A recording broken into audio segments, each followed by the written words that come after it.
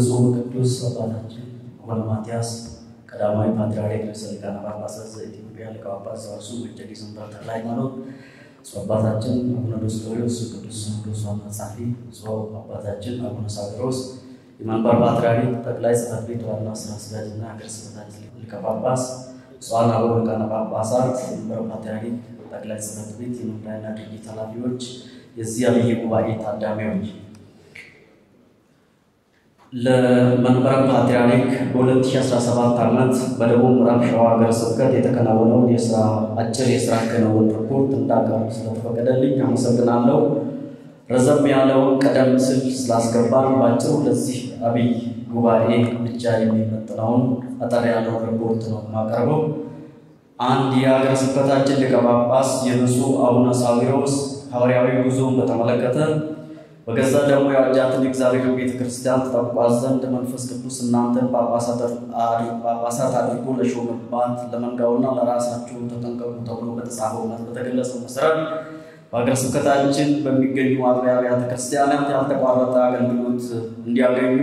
ሰላማቸው እንዲጠበቅ አደራ የተጣለባቸውን ሰበካ ጉባኤ አባላት በታማኝነትና በቅንነት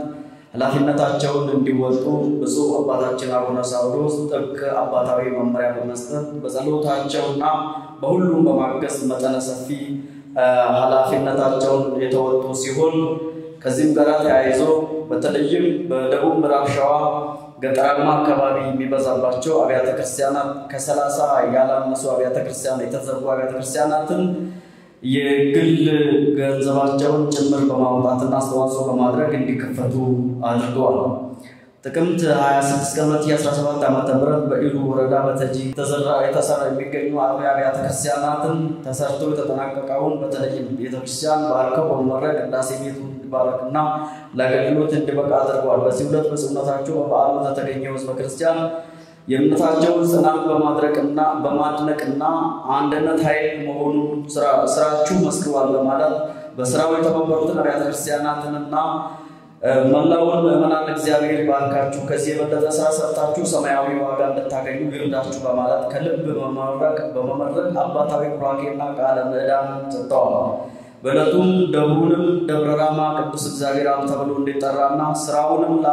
ላስተባበሩት 3 የወረዳ ቤተ ክህነት ሰራተኞች የመጠሪያ ማዕረግ ስምና ከቡራኬ ጋር ሰጥተዋል። ብፁዕነታቸው ህዳር 16 ቀን 2017 ዓ.ም በጉሮ ወረዳ የሚገኘውን በቡርቃ ቅድስት ማርያም ቤተ ክርስቲያን ተገኝተው አዲስ ለሚሰራው ሕንፃ ቤተ ክርስቲያን የመሰረት ድንጋይ ባርኮ አኑረዋል። በዕለቱም ለተገኙት ቃለ ምዕዳንና ቡራኬ ሰጥተዋል። ጥር 6 ቀን 2017 ዓ.ም በበቾ ወረዳ የርዕሰ ከተማ በሚገኘው ቱሉ ቦሎ ደብረ ገነት ኢየሱስ ቤተ ክርስቲያን ዓመታዊ የጌታችን መድኃኒታችን ኢየሱስ ክርስቶስ የግዝረት በዓል ላይ በመገኘት በታላቅ ድምቀት በዓሉን ያከበሩ ሲሆን በዕለቱም የነገዋን ቅዱስ ቤተ ክርስቲያን በአገልግሎት ሊያስከፍቱና በሀገረ ስብከታችን ስር ከሚገኙ ወረዳ ቤተ ክህነት ለተውጣጡ 217 ወጣቶች የዲቁና ስልጣነ ክህነትና ለ18 ዲያቆናት ደግሞ የቅስና ማዕረግ በድምሩ ለ235 አገልጋዮች ስልጣነ ክህነት ሰርተዋል። በዕለቱም በዓሉ ጌታችን መድኃኒታችን ኢየሱስ ክርስቶስ ድንቅ ስራ የሰራበት ስለሆነ ሁላችንም ያለውን ፈተና ተቋቁመን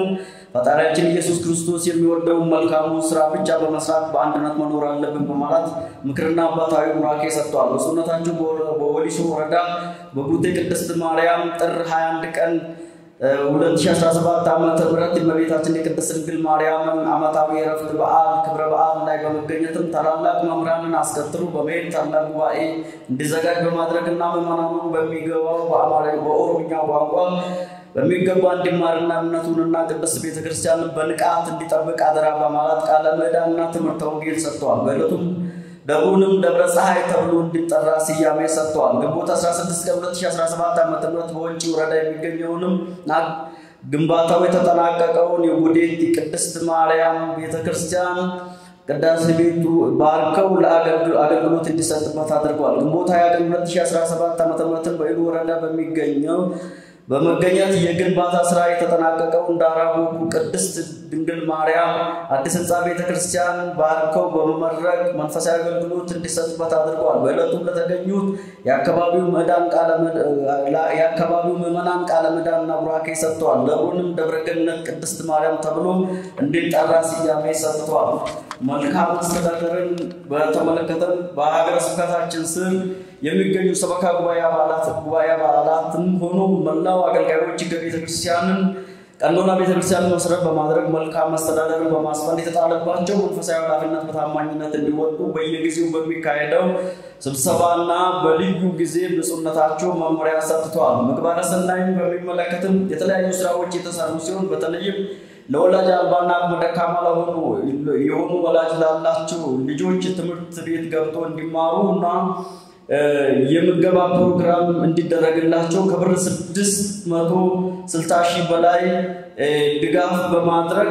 ለተለያዩ ፍጆታ እንዲውላቸውና ትምህርታቸውን እንዲቀጥሉ አድርጓል። አራት ስብከተ ወንጌል አገልግሎትን በተመለከተ በሀገረ ስብከታችን ሊቀ ጳጳስ በብፁዕ አቡነ ሳዊሮስ ጥብቅ አባታዊ መመሪያ ሰጪነት የስብከተ ወንጌል አገልግሎት ከዕለት ወደ ዕለት ከዓመት ወደ ዓመት እጅግ በጣም በጥንቃቄ በተሞላበት ሁኔታ እየተካሄደ ይገኛል። በዚህም መሰረት መንበረ ጵጵስና ርዕሰ ከተማና አስተማማኝ ጸጥታ ሆኖ ሰላም ባለበት ወረዳ በሚገኙ አጥቢያ አብያተ ክርስቲያናትና አድባራት ታላላቅ መምህራንና ዘማሪያን አማካይነት ጉባኤ ተዘጋጅቶ ምዕመናን በየቋንቋቸው ትምህርተ ወንጌል እንዲማሩ ተደርጓል። በየአጥቢያዎቹ የተጀመረው ሰፊ ጉባኤ ተጠናክሮ እንዲቀጥል ተደርጓል። በዓመቱም በየወረዳዎቹ በተካሄደ ወንጌል ትምህርት ከፕሮቴስታንት እምነት ብዛት 195 ከሌሎች እምነቶች 18 ከእስልምና 5 በድምሩ 218 ኢአማንያን ተጠምቀው ወደ እናት ቅድስት ቤተክርስቲያናቸው ተቀላቅለዋል። ከዚህ በተጨማሪ በሀገረ ስብከቱ የስብከተ ወንጌል ክፍልም አማካይነት በመንበረ ጵጵስና ወረዳ ቤተ ክህነት ስር በሚገኙ 9 አጥቢያ አብያተ ክርስቲያናት ሰባኪያን ወንጌልና ማህበረ ካህናት ማጠናከሪያ ስልጠና ተሰጥቷል። ማህበረ ካህናቱም ንስሐ ልጆቻቸውን እንዴት መያዝ እንዳለባቸውና ለታላቁ ክብር ለቅዱስ ሥጋውና ለክቡር ደሙ ማብቃት እንዳለባቸው ግንዛቤ ወንጌል ትምህርትና ስልጠና ተሰጥቷል። በዚሁ ዓመት በብፁዕነታቸው ብርቱ ጥረት በተደረገው ከፍተኛ ጥረት ከበጎ አድራጊ ባለሀብት በተገኘ የብር 3.8 የገንዘብ ድጋፍ ከየወረዳው ለተውጣጡ 41 ደቀ መዛሙርት በሀገረ ስብከቱ ካህናት ማሰልጠኛ ለአንድ ዓመት በአዳሪነት ገብቶ የስብከተ ወንጌል ኮርስ እንዲማሩ ተደርገው ተመርቀው ወደ አገልግሎት እንዲሰማሩ ተደርጓል። የሰበካ ጉባኤ የሥራ እንቅስቃሴን በተመለከተ እንደሚታወቀው ሰበካ መንፈሳዊ ጉባኤ ቅድስት ቤተክርስቲያንን በመጠበቅ መንፈሳዊና ማህበራዊ አገልግሎቷ ተሟላ እንዲሆን ማድረግ ነው። በዚህ መሰረት በቃለ ዓዋዲው ሕግና ደንብ መሰረት በምዕመናን ተመርጠው ምርጫቸው ጸደቀላቸው አባላት የሥራ ዘመናቸው እስኪጠናቀቅ ድረስ የተጣለባቸውን የቤተክርስቲያን እና የሕዝብ አደራ በንቃትና በታማኝነት እንዲወጡ በየጊዜው በሚካሄደው ስብሰባ ጥብቅ የሥራ መመሪያ በብፁዕነታቸው ተሰጥቷል። ይሁን እንጂ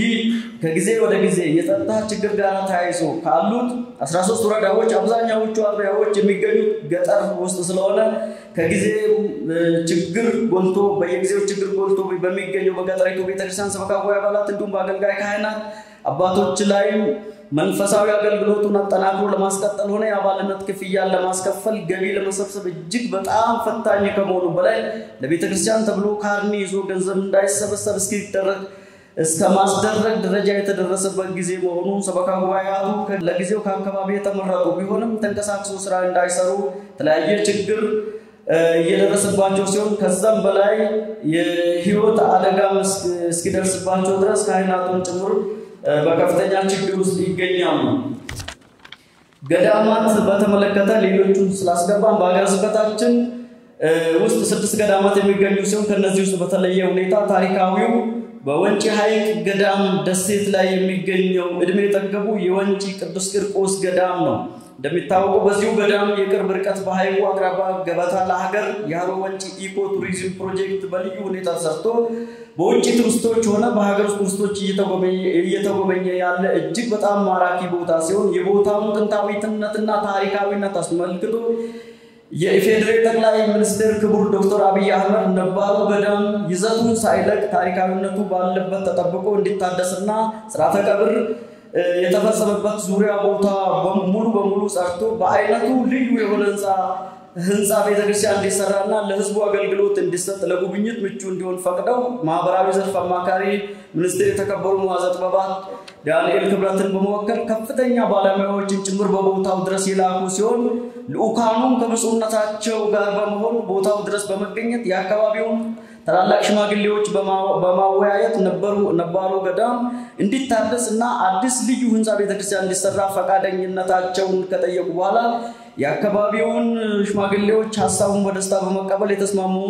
ስራውን በቅርቡ የሚከታተሉ ኮሚቴዎችን በመምረጥ የሥራ እንቅስቃሴው ተጀምሯል ወደ ስራም ተገብቷል ሌሎችም ገዳማት ባሉበት ተጠብቆ መንፈሳዊ አገልግሎታቸውን እየተወጡ የሚገኙ ሲሆን በመጨረሻም በሌሎች በተለያዩ ወረዳዎች ካሉ ወረዳዎች 6 ወይም 7 ሙሉ በሙሉ ስራ ለመስራት እጅግ በጣም ችግር ላይ ስለሆኑና እዚህ አዲስ አበባ ዙሪያ ያለው የሰበታ ወረዳ ቤተ ክህነትን ወደዚህ ወደ ሸገር በመቀላቀሉ ምክንያት በዚህ ዓመት የሰበሰብነው አጠቃላይ ከአጥቢያዎች ተሰብሰበ ገቢ ብር 23,536,971 ከ95 ሳንቲም ሲሆን ለመንበረ ፓትርያርክ ሁሉንም ችግር በመቋቋም ማለት ነውና 1,650,388 ከ08 ገቢ ያደረግንበትን የባንክ ስሊፕ ብፁዕ አባታችን አቡነ ሳዊሮስ የመንበረ ፓትርያርክ ጠቅላይ ጽሕፈት ቤት ዋና ስራ አስኪያጅና ሀገረ ስብከታችን ሊቀ ጳጳስ ለብፁዕ ወቅዱስ አባታችን እንዲሰጡልን ታላቅ ትሕትና እጠይቃለሁ። አመሰግናለሁ።